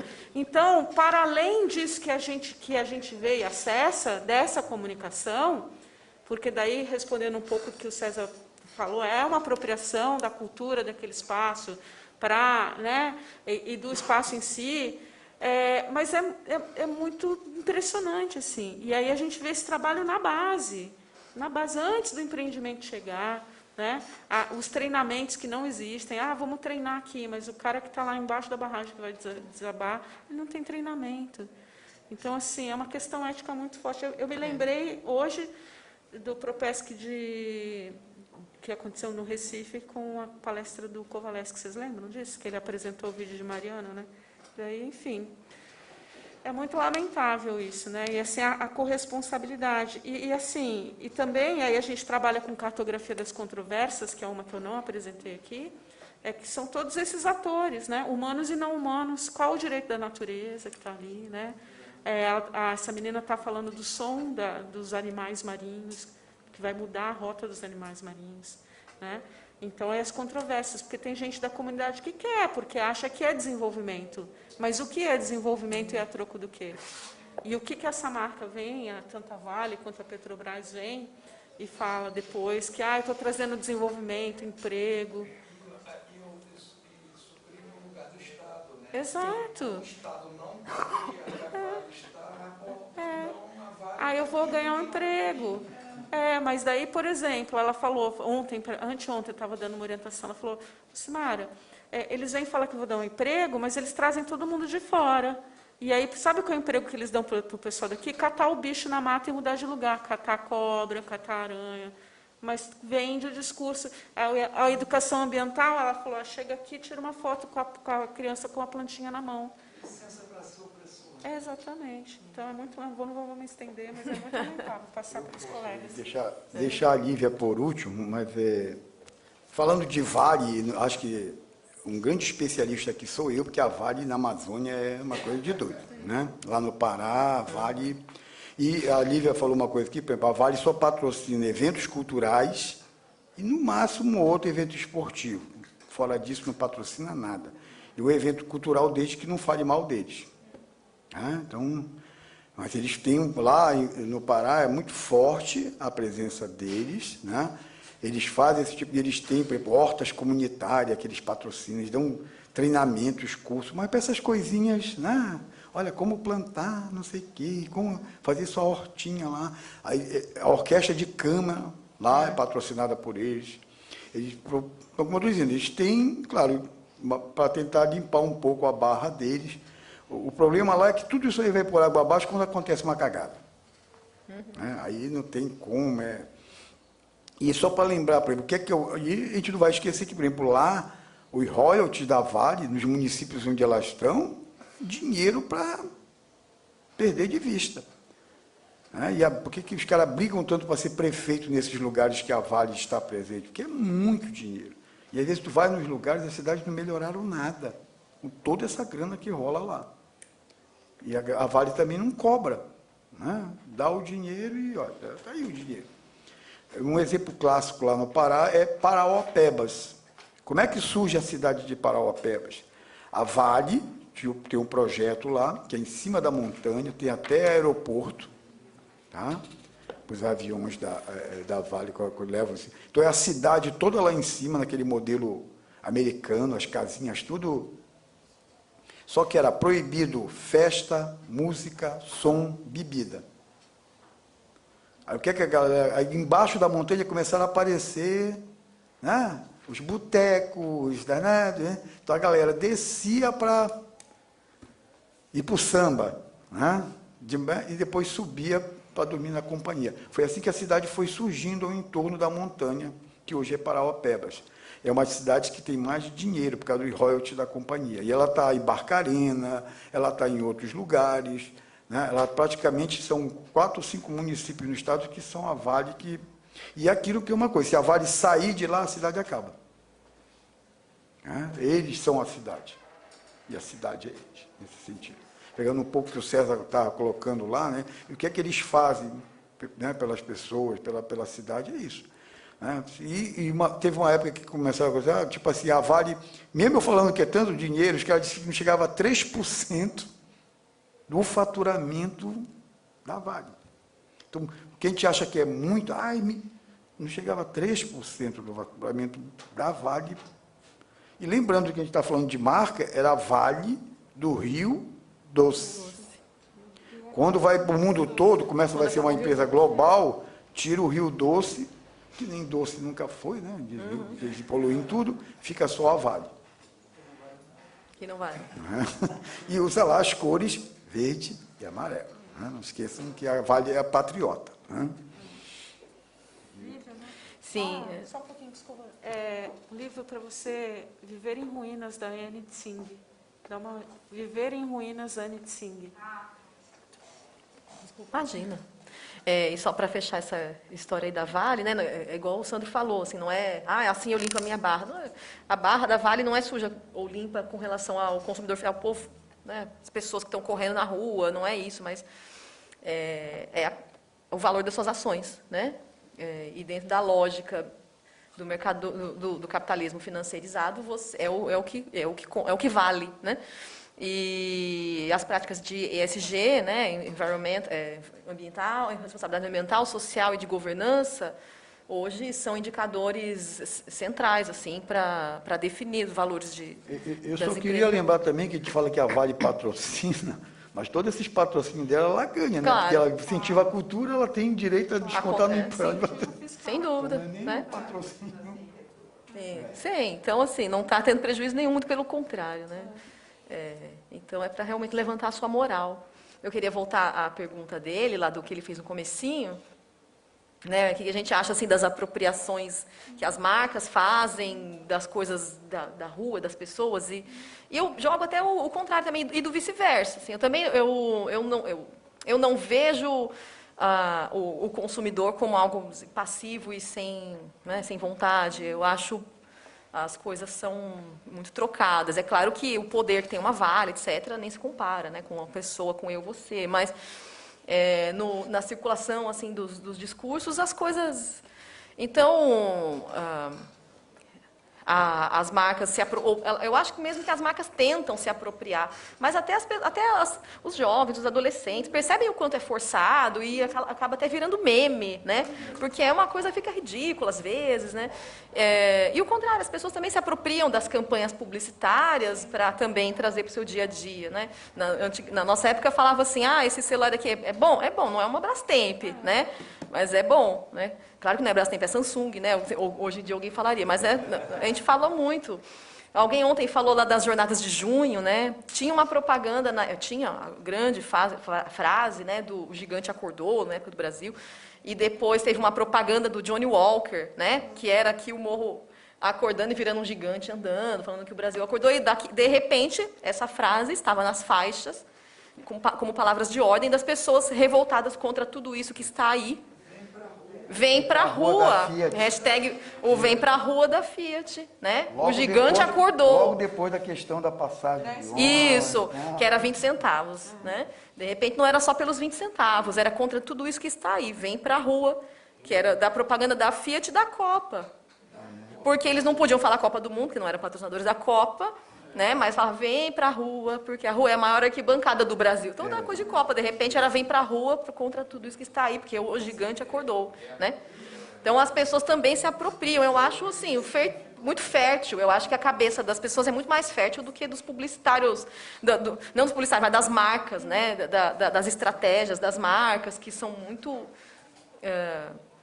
mais presas, né? Acho que o que as pessoas fazem com as marcas é mais legal. Tem os acionistas para ter que... Né? Tem, pois é, você tem que agradar os acionistas e tudo. Nesse sentido, só para concluir também um pensamento, tem, por exemplo, os eventos, né? Os eventos levam as pessoas para a rua, porque as pessoas não se achavam no direito de frequentar a rua, aqui no Rio de Janeiro, sobretudo, né? Aí você faz a higienização daquele local, né? Primeiro, para o grande evento. Aí você vai tirar a favela, a aldeia Guarani, não sei o que e tal. Tá, daí as pessoas podem ir para as ruas ali, frequentar aquele espaço. Aí vamos fazer os eventos patrocinados, as marcas vão ali. Mas tem uma contrapartida também, porque é isso, tem essa, então agora eu posso andar aqui.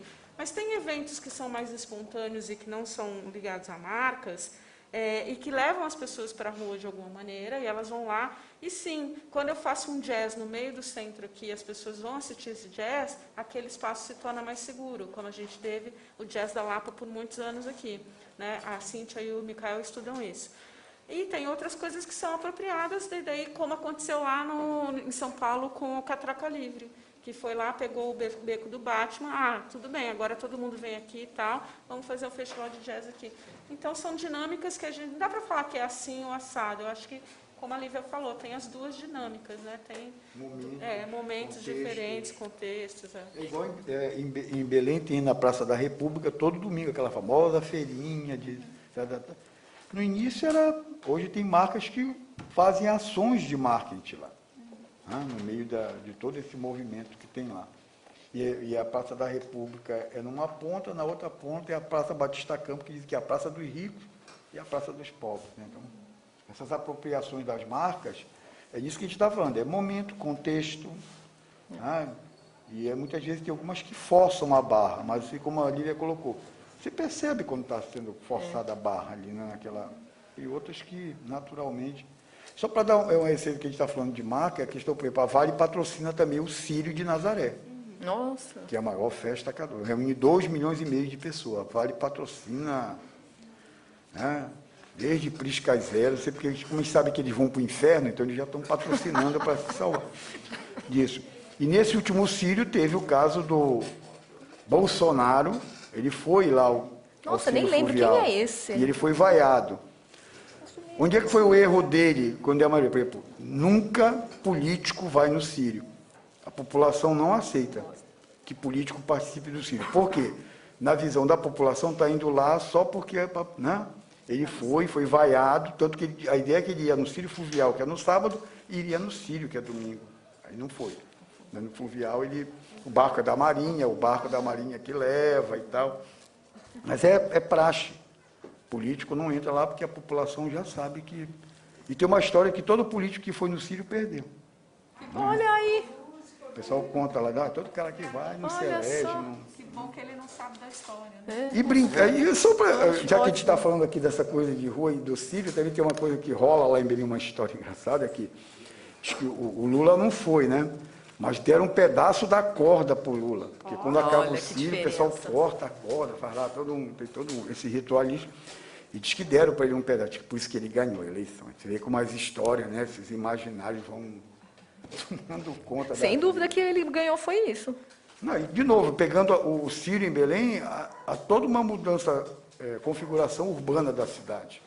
Né? 2 milhões de pessoas na rua, carros, então tem toda uma configuração que depois, isso que a gente está discutindo, né, volta ao normal, como lá, durante a corrida, aquele trecho lá é fechado, tá só, como a Paulista, dia de domingo, está fechado, depois volta, então são várias configurações no mesmo espaço. E muda o público, muda o público que frequenta. Exatamente, contextos diferentes, momentos diferentes. Quem gosta de... Como estamos aí? Acho que isso é uma...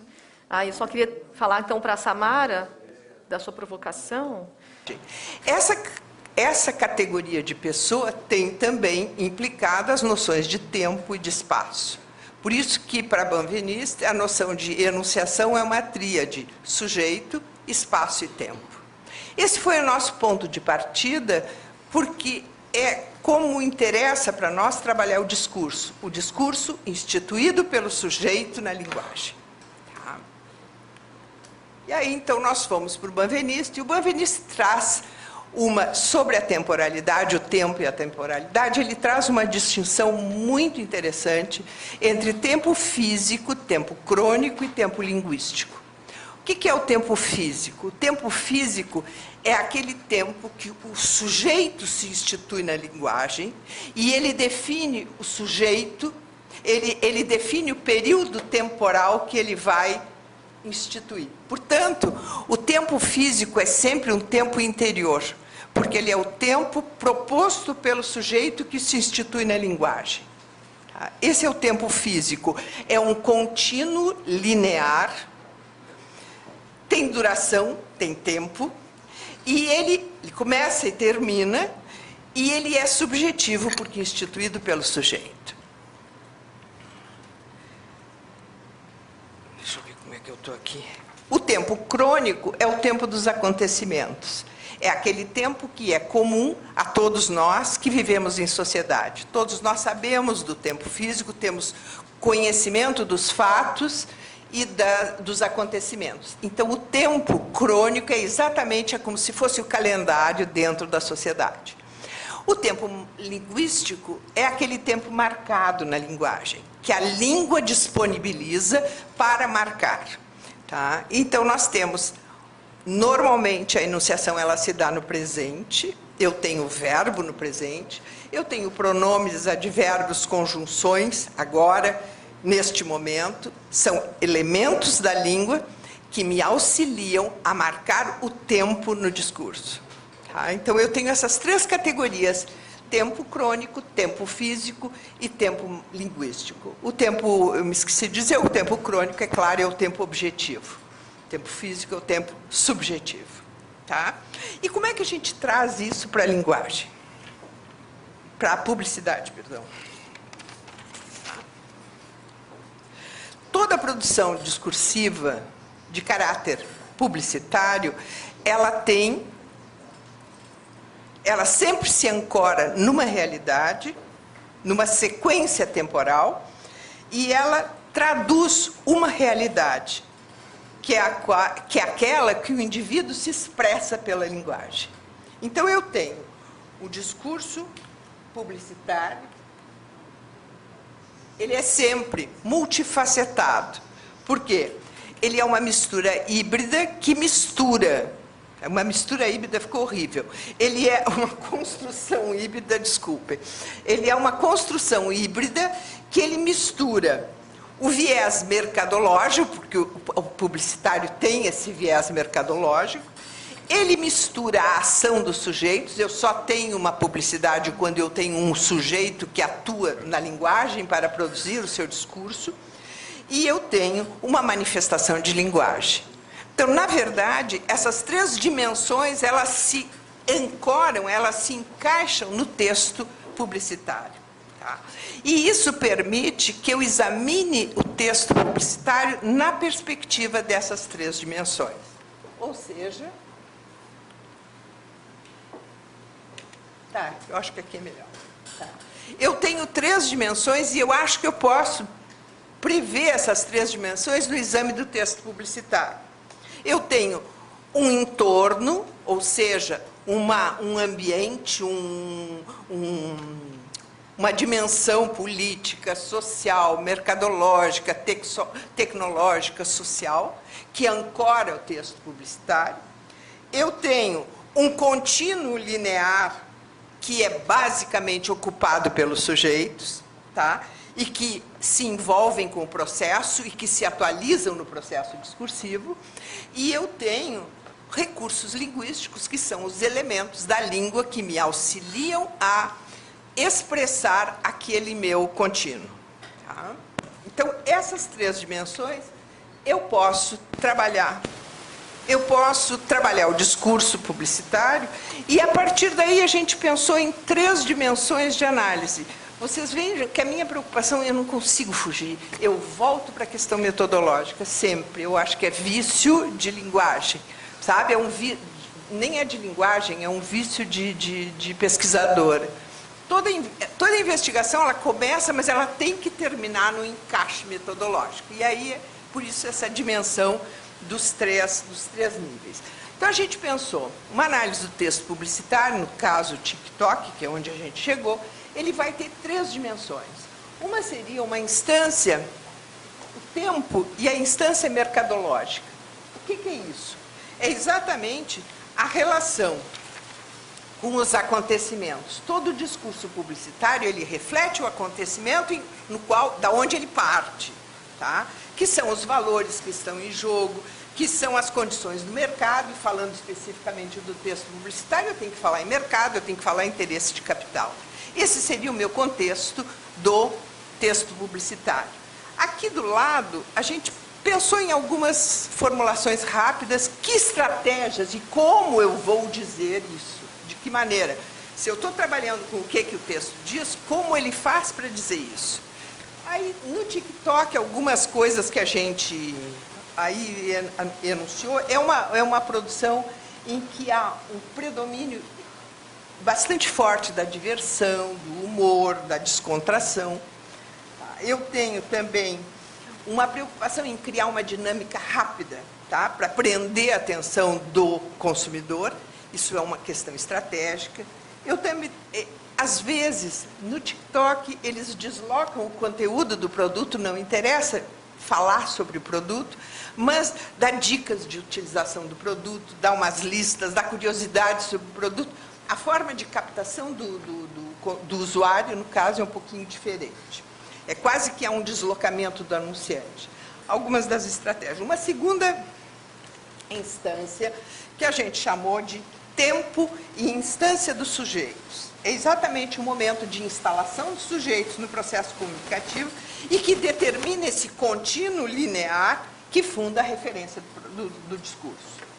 Algumas das estratégias encontradas, aqui foram só aleatórias, há uma preocupação no aplicativo de valorizar, de dar espaço para o sujeito comum. Não é a celebridade que vai para lá fazer lá do produto.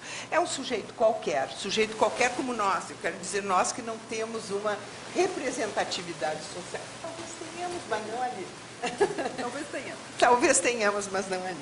Então, e é claro que todas as inserções de chamamento e de convocação do público são inserções que, de certa forma, se adequam a esse público e que são compatíveis com esse público.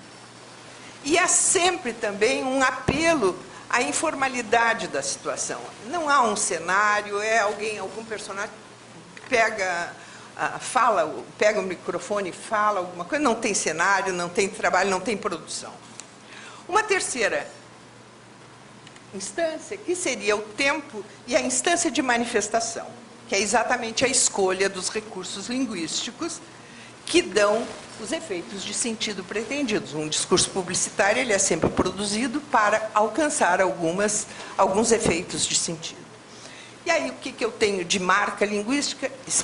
Explicitamente o presente.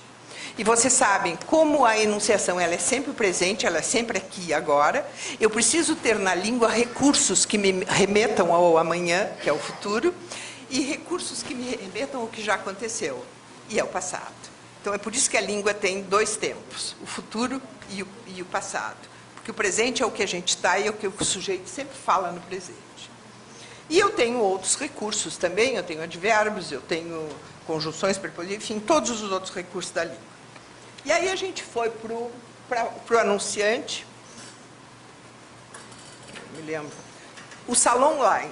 Aí, essa é a contribuição da Fernanda Maior, porque ela que achou a marca, ela disse que é um fenômeno essa marca no TikTok. É uma marca brasileira de cosméticos, de beleza e de cosméticos capilares.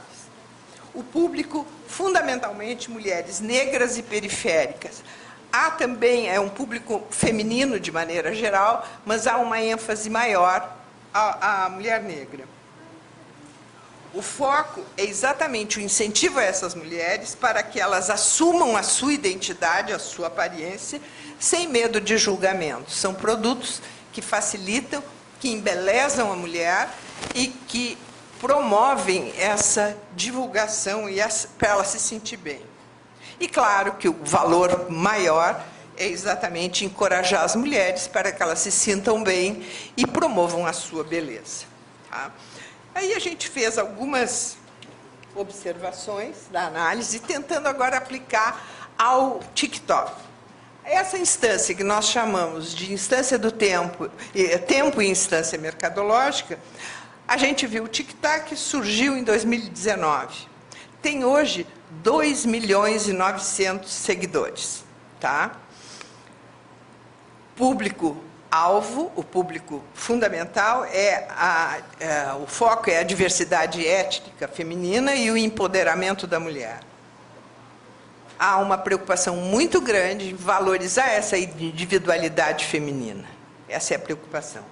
E, é claro, explorando todos os recursos tecnológicos que o aplicativo traz. Isso seria mais ou menos o que a gente entende por essa instância mercadológica.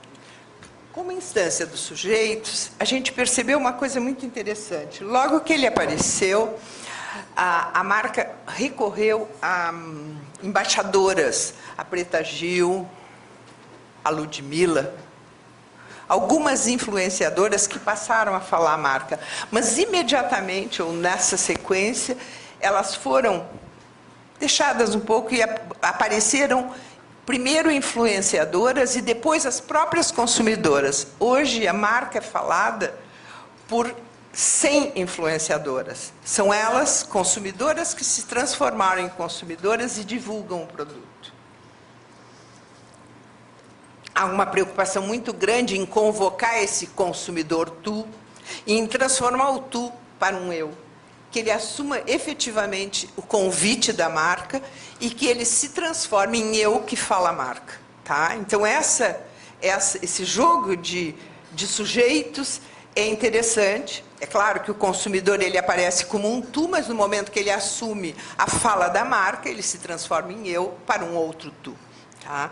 E isso é um cuidado com da marca.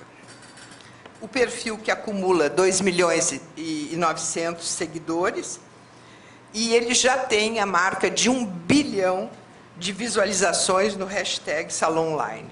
Quer dizer que é uma marca bastante expressiva. Em relação ao tempo e à instância linguística, nós botamos, fundamentalmente, o reforço do tempo presente, é sempre o uso da marca naquele momento, faça isso. Há um slogan, que é o posicionamento de marca, que chama Transforme-se em Você. é perfeitamente uma convocação explícita, primeiro pelo imperativo, que eu chamo, eu convoco, o imperativo é o tempo do verbo, que convoca o consumidor, convoca o tu, transforme-se. Transforme-se em você. Esse é o slogan. Mais uma vez, o consumidor personalizado no slogan. Tá? Que isso é reforçado, então, pelo imperativo e pelo pronome você. Tá? Então, na verdade, aí vem mais um. Aqui está a marca, com alguns frames. É interessante porque todo o nosso movimento tem sido, nos últimos tempos, de trabalhar com essa publicidade online, essa publicidade do aplicativo. Tá? Então, o movimento aqui, trouxemos para cá, é exatamente mostrar de onde a gente parte, como é que a gente transforma aquela proposição teórica numa proposição metodológica, e agora o resto é trabalhar por aí. Não acho que a gente tenha feito um detalhamento tão profundo do TikTok, até porque eu sou um pouco mais difícil de... Não faz parte do meu cotidiano tão direto, isso é consulta permanente.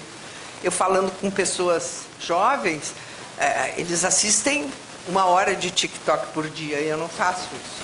Então, eu não sei, eu acho que assim, é o aparato teórico metodológico que pode perfeitamente entrar no aplicativo, porque isso é uma defesa que nós fazemos ultimamente. A teoria tem condições, ela dá suporte para que o ingresso na análise dos aplicativos seja possível. É isso aí, gente. Tá?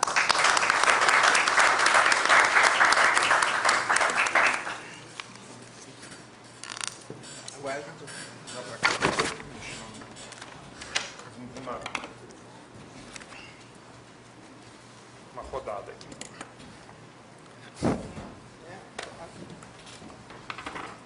Eu não sei tirar isso.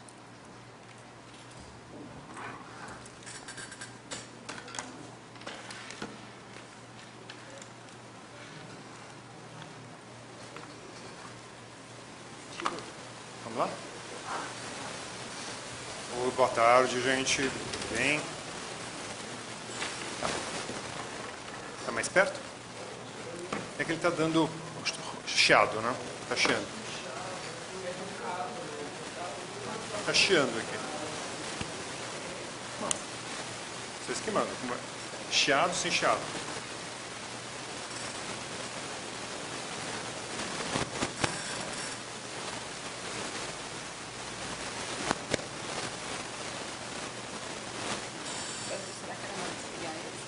Quer tentar isso? Tá. Parou? Parou. Foi? Então, maravilha, gente. Então, boa tarde. Eu acho que aqui, Clotilde dispensa apresentação. Todo mundo conhece a professora Clotilde Pérez. Eu já vou me apresentar rapidinho, porque eu sou novato aqui, não sou um decano, não tenho toda essa história para contar. A minha vida é uma combinação do mundo acadêmico e do mercado publicitário. Então, eu caminhei na minha história acadêmica com um olhar de filosofia, saí da filosofia da FIFLESH, fiz mestrado e doutorado na PUC e estou fazendo o pós-doc com a Clotilde. Então, é um prazer estar aqui com ela, mas, ao mesmo tempo, nessa história, eu tenho 32 anos de mercado publicitário, em veículo. Então, é uma combinação muito bacana de conseguir, para mim, olhar esse mundo acadêmico, refletir sobre as produções e, ao mesmo tempo, acompanhar o processo produtivo. Então, meu nome é Roberto Schmidt e é um prazer estar aqui com vocês. A professora Clotilde e eu desenvolvemos um texto que é esse, a fluidez dos signos, do sagrado e do profano, no consumo contemporâneo, os sentidos da publicidade e das marcas.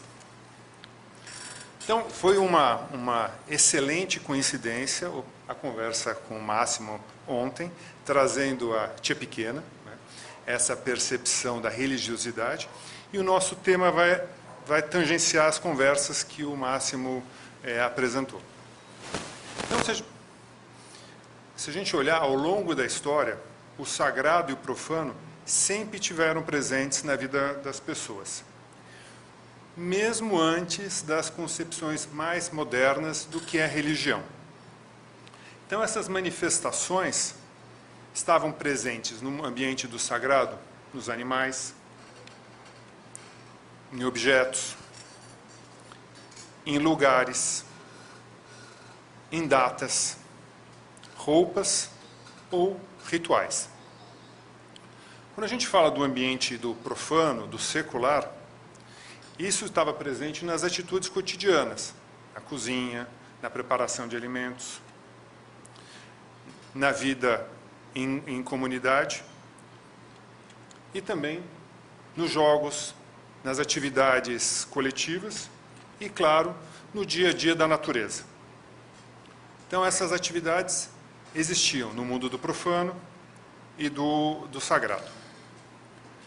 As pesquisadoras especialistas em religião canadenses, Cusack e DeGang, falam o seguinte: a mudança na cultura ocidental causada pela secularização, individualismo e consumismo também mudou a maneira como os ocidentais vivenciam o lugar e o tempo. E a questão de cronologia, de tempo e de lugar vão ser muito importantes nessa nossa conversa. Então, a gente vai discutir essa fluidez entre o sagrado e o profano. E o papel que ela desempenha na construção da identidade, nessa percepção de fuga do tempo cronológico e do tempo profano, na influência dos ídolos do momento e, é claro, nas romarias, na peregrinação aos centros de consumo. E acho que vai ser muito bacana vocês verem, a gente discutir aqui, como todos esses itens se entrelaçam, como eles são unidos. Então, para a gente falar da construção, né, dessa identidade do self e do consumidor contemporâneo, é importante entender a perspectiva de Cusack e de Genge, que dizem que a identidade do indivíduo nessa sociedade liberal contemporânea é uma construção de escolhas que cada um faz ou deixa de fazer. E essa forma é reforçada pelo pesquisador de religião canadense, Howard Conrad, ao dizer que as pessoas se veem como consumidoras de opções. Então, o consumidor contemporâneo, o cidadão contemporâneo, ele escolhe, ele é um chooser, e a gente vai falar sobre isso. Então, a educação ocidental, segundo essas pesquisadoras canadenses, essa educação moderna, e no contexto cultural que nela está presente, tendem a nos fazer experimentar as identidades pessoais como a de escolhedores, choosers, essa é a palavra que elas usam, ou seletores de opções. Esse é o conceito liberal para elas do que é esse moderno indivíduo como um escolhedor. Então, a gente passa o tempo todo a poder escolher. E a gente fala disso de religião, mas claro que isso transpassa para o consumo. O pesquisador americano Morgan diz o seguinte: ignorar televisão, cinema, revistas, brinquedos, fãs-clubes, lembranças ou cartazes seria perder aspectos fundamentais do comportamento religioso, uma vez que essas atividades e experiências são os ingredientes com os quais até mesmo a maioria das pessoas que praticam religiosidade constroem e mantêm seu mundo. E acho que esse é a colocação dessa entrada do mundo da religião, ou dos argumentos, do falar religioso, na nossa vida contemporânea, na nossa vida de consumidores. E aí, então, a gente pode olhar como a religião, ou partes de religião, ou até pseudo-religiões, são processos de escolha. Aqui a gente pode ver assim, essa entrada da internet, dessa cultura pop, permite que a religião Jedi se organizasse e multiplicasse rapidamente nas últimas décadas.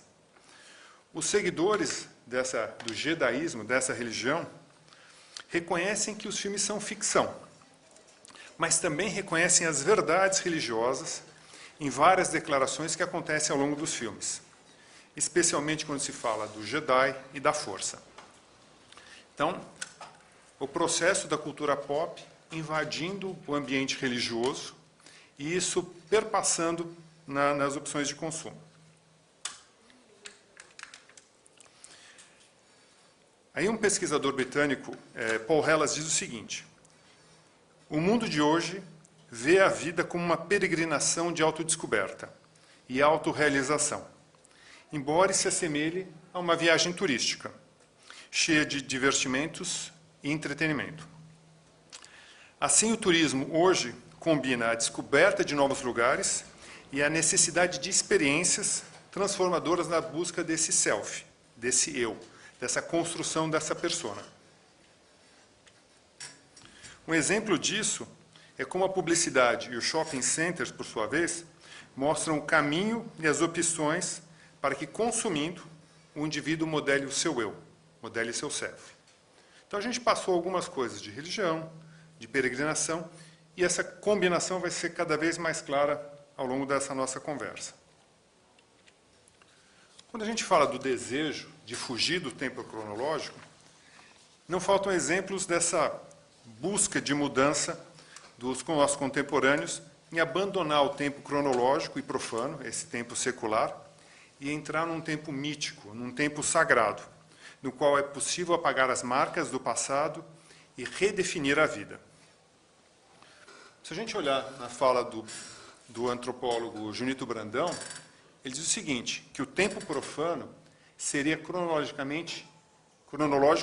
e linear, e, portanto, irreversível. A gente fala do tempo.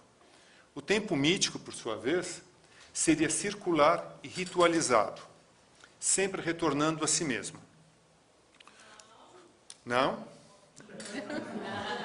O professor Junito continua o seguinte: a reversibilidade do tempo mítico libertaria nós, seres humanos, do peso do tempo morto, dando-lhes a capacidade de abolir o passado e recomeçar a vida e recriar o mundo. A gente está falando de um tempo mítico. E como isso se reverte no nosso tempo de hoje, no nosso tempo profano, no nosso tempo secular. É isso que a gente vai discutir. Se a gente olhar como essa relação da publicidade hoje de produtos anti-envelhecimento está tão presente no ambiente de revistas, jornais, comerciais de TV, sites de compra, lojas de cosméticos, incentivando a possibilidade de reverter os impactos do tempo em todos nós, homens e mulheres. Se a gente olhar no mundo dos filmes, dos livros, das séries, a gente reforça esse imaginário de uma vida eterna, fora das limitações humanas, glamorizando e romantizando, por exemplo, o universo dos vampiros, que estão tão presentes e tão atuais na cultura pop. Essa percepção que a gente tem de que os indivíduos atuais, contemporâneos, modernos, buscam permanente essa fuga do tempo secular e a intensidade de uma vida interior, pode ser substituída pela crença de viver várias vidas em uma. É a vida dos deuses. As experiências de computador, por exemplo, e jogos eletrônicos, parecem introjetar essa possibilidade de reiniciar, de dar um reset, de ganhar uma nova vida. Isso está muito presente no nosso pensamento contemporâneo. Se houve erros, se o sistema deu problemas, basta apertar o botão e reiniciar o problema. Você começa uma nova vida. Então não faltam frases, livros e conteúdos disso. Reboot your life. Recomece sua vida. Restart your life. Como se fosse possível apagar o passado e entrar num tempo diferente, num tempo secular, num tempo cíclico. Sair do tempo secular e entrar num tempo mítico, um tempo cíclico, em que você volta permanentemente ao mundo. E as datas comerciais, quando a gente fala de calendário, são aquelas que normalmente surgiram do ambiente sagrado e foram secularizadas. A gente tem exemplos de Natal e Páscoa, que muita gente não faz a referência normalmente com a religião, e entra em datas que trazem conexões com um ambiente religioso, mas são datas absolutamente seculares, como a Black Friday, Cyber Monday, e como a gente falou de Star Wars Day. Então, o nosso calendário hoje, ele está fluindo entre o sagrado e o profano permanentemente. Se a gente passar para o segundo ponto, essa questão dos ícones e essa influência deles no mundo da nossa percepção de heróis e de celebridades, as pessoas... desculpe, pegar um termo do Mircea Eliade. A humanidade só se reconhece verdadeiramente um homem quando ele imita os deuses, os heróis civilizadores ou os ancestrais míticos. Só que essa sociedade em que nós estamos, que adorava os deuses, queria imitar essas façanhas dos heróis. Só que hoje a gente olha esses heróis, esses deuses, e traz ele para a realidade da tatuagem. Então, um herói do passado carregava os sinais, os símbolos dos seus deuses, das suas identidades, como referência à divindade. Hoje, a divindade passa a ser um herói de cinema, um personagem da política, e está tatuado no corpo. Então, um ambiente do corpo, da religiosidade, passa a trazer perspectivas seculares.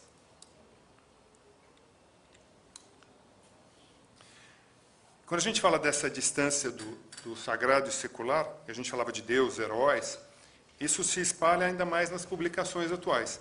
Então, o discurso hoje está permanentemente colado com esses universos de perspectivas e ensinamentos religiosos, usando terminologias e tendências que são aplicadas a ambientes fora do sagrado.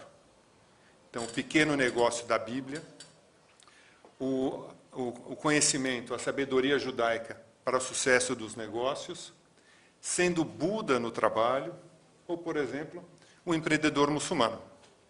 Então, a perspectiva da religiosidade e do profano estão cada vez mais coladas. Isso também pode ser visto na terminologia do cinema, dos esportes e dos jogos. Então, é fácil falar que fulano é um deus no campo, que tal atriz ou ator é um deus dentro do seu ambiente. E que você pode dizer de um videogame que existe um deus ali dentro. Então, o uso corriqueiro de divindade, de Deus, de deusa, está na nossa boca o tempo todo. Quando a gente fala das peregrinações e desse processo, como nos centros de consumo, a gente pode olhar para o que o Christopher Freiling dizia o seguinte, que os cristãos medievais, para eles, a entrada de uma catedral oferecia uma prefigurização do céu, na medida em que estava isolada a sujeira, o cheiro, a pobreza da vida cotidiana, e a sua beleza era mais poderosa devido a esse contraste. Hoje em dia, as pesquisadoras canadenses reforçam que shoppings e parques temáticos, como exemplo a Disneylândia, têm muito em comum, pois colapsam o tempo e o espaço, tornando todos os templos e lugares consumíveis.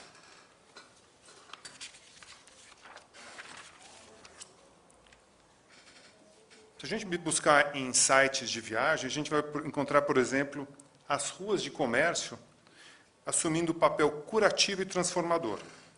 O site hotels.com, ao falar de compras na Europa, aponta a região, possuindo os melhores e mais famosas capitais de compra do mundo e que isso torna as pessoas diferentes. Ao mencionar as avenidas do sul da Europa, a conexão é de que é uma exploração do sagrado ao dizer que determinadas ruas são abençoadas com shoppings, com boutiques. Então, essa permanência fica mais próxima. Descrevendo Oxford Street, na Inglaterra, em Londres, o site relata que ela atravessa o coração do centro de Londres, como perfurando a cidade, e que o peregrino visitante, se a gente chamar ele assim, precisa combater as multidões, demonstrando que o ato de visitar pode ser entendido como um evento épico e transformador. Aqui a gente encontrou uma nova cruzada. O Planetware, por exemplo, ao listar as principais atrações da cidade de Nova York, coloca a Catedral de São Patrício, o Memorial de 11 de Setembro, o Metropolitan e a Quinta Avenida em pé de igualdade, descrevendo, abre aspas, uma das ruas comerciais mais famosas da América e até para não compradores, podendo desfrutar de um passeio por essa avenida. Então, é como se você fosse um não crente. É dizer que mesmo quem não conhece o caminho sagrado das compras de luxo, pode se maravilhar com seus templos de consumo.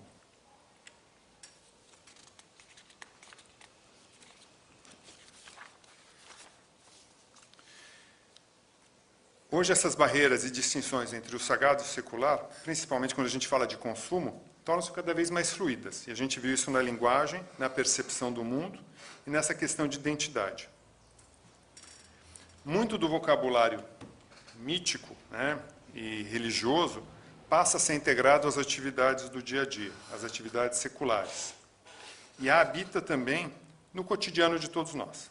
Então, é muito comum encontrar referências que determinado atleta é um mito, a gente conhece vários,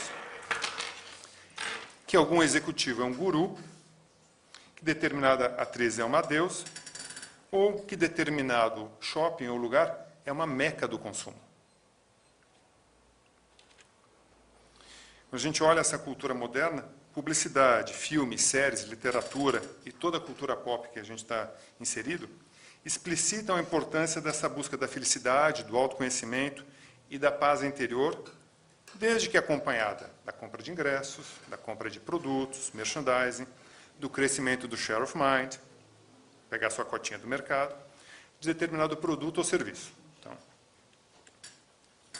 quando nós falamos dos heróis, desses ícones, os novos heróis, ou as novas divindades, não foram aquelas que surgiram de grandes atos de altruísmo ou de uma busca mítica.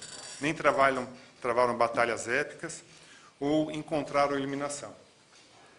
Eles são medidos pelo sucesso financeiro, pelos milhões de seguidores nas plataformas sociais e pelo potencial de atrair novos consumidores. Quando a gente olha tudo isso, existe essa fluidez, essa ligação cada vez mais clara entre o sagrado e o profano, na nossa linguagem, na nossa corpo, na nossa identidade e na busca que a gente faz na publicidade. É isso aí. Clô. Obrigada, Roberto. Enfim, eu estou acompanhando, né, a pesquisa que o Roberto desenvolve, muito feliz. Eu acho que, enfim, essa fluidez conversa muito com o que a gente tem pesquisado sobre o atravessamento da ética, da estética e da lógica do consumo. Né? Por que há tanta fluidez, há tanto borramento? Não é? Porque, de fato, há esse atravessamento. E a gente vai usar a referência de Peirce, ou seja, tem um atravessamento estético, tem um atravessamento ético em termos de ação e também lógico, em termos, de fato, de uma posição lógica diante do mundo, que é o consumo que está determinando. Inclusive, isso, a gente tem pensado o quanto esse trabalho do Roberto também dialoga com os estudos mais recentes sobre celebridade. Não é? Quando a gente olha a celebridade contemporânea, ela tem um viés muito interessante que une a celebridade antes do digital, sei lá, a celebridade do cinema, ou até anterior ao cinema, com a celebridade de hoje, que é o domínio de uma linguagem. Né?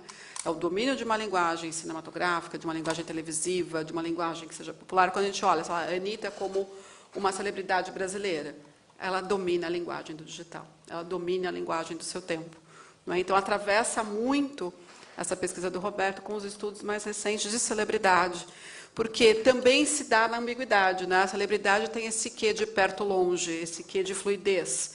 Então, ela precisa estar longe, ela precisa ser a estrela, né, que está no céu, mas ela precisa, né, a gente precisa fisgar essa celebridade, ela precisa estar um pouco perto. Por isso, o sucesso, quando a Globo fez lá a Casa das Estrelas com a Angélica. Né? Das Estrelas, era isso?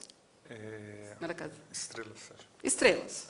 Não é? Que ela ia dentro da casa. Então, assim, é um perto longe. Né? É um longe que eu admiro, mas também eu quero ver onde ela dorme, eu quero saber onde ela mora, eu quero saber como é a cozinha dela.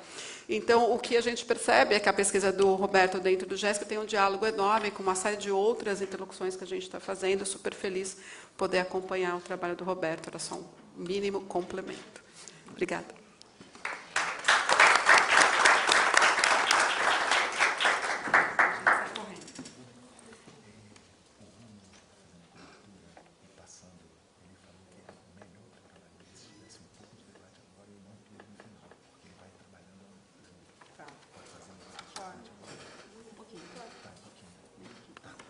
Gente, vamos fazer um rápido debate aqui para a gente passar para a segunda mesa. A gente vai emendar com a segunda mesa, o coffee break fica para depois, até porque todo mundo almoçou, né? Mas vamos tentar fazer uma coisa bem enxuta. Alguém quer fazer algum tipo de pergunta ou comentário? Ali 1, 2. Tá, então vem. Pode fechar um pouquinho, quando eu acabar. Roberto, boa tarde, tudo bem? Parabéns pela exposição, né, pelo trabalho. Na hora que você estava apresentando, eu automaticamente me remeti um pouco à fala de hoje de manhã, né, da mesa internacional ali da Paulina, quando falou como é que a IRA, né, será que o novo cidadão está se transformando em um novo consumidor a partir da IRA, né? Se a gente está falando de aspectos emocionais, invariavelmente a gente está falando de uma fluidez temporal, né? E com a fala da Lilica também, né? Quando falou dentro do TikTok, né? Dentro dessa lógica de tempo, parece que a gente tem algumas instâncias, por exemplo, na política, parece que o tempo é sempre mítico, e deve ser, né? É interesse dos políticos, a gente sempre tem uma chance de recomeçar, uma coisa que você sempre pode partir do novo, né? Mas na lógica de consumo, às vezes, também é assim, né? Se você errou, você pode mudar, né? Você tem sempre várias opções. Mas dentro de uma lógica digital, eu queria ver o que você pensa sobre, por exemplo, nessa lógica, seja de celebridade, que a Clô comentou agora, seja sobre alguém que está, por exemplo, numa plataforma como o TikTok, e eventualmente faz uma fala que é polêmica ou que, né, tem um grande prejuízo para a imagem dessa pessoa.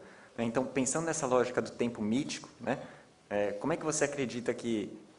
parece que nessa lógica, de quando há um erro muito grande nas redes sociais, parece que a possibilidade de recomeçar esse tempo mítico parece que ela é um pouco atenuada, né? Parece que ela tem um limite. Olha, você errou, sabe, aquela ideia de haters, né? Você errou, não sei até que ponto você pode recomeçar isso. Passa um pouco por imagem, por um pouco de publicidade, um pouco de RP, né? Nessa transformação bem vazada da publicidade. Eu queria ver o que você pensa nessa relação entre tempo mítico com a relação de um possível erro numa plataforma como, por exemplo, o TikTok. Não, muito bacana, excelente pergunta.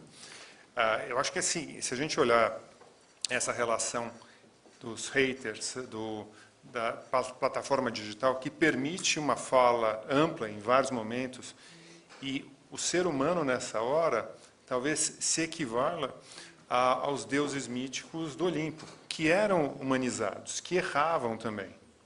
Então, você assume o erro, você tenta reconstruir miticamente ou imageticamente em cima daquele erro e tenta buscar esse restart. Assim, olha, eu errei, vamos começar de novo?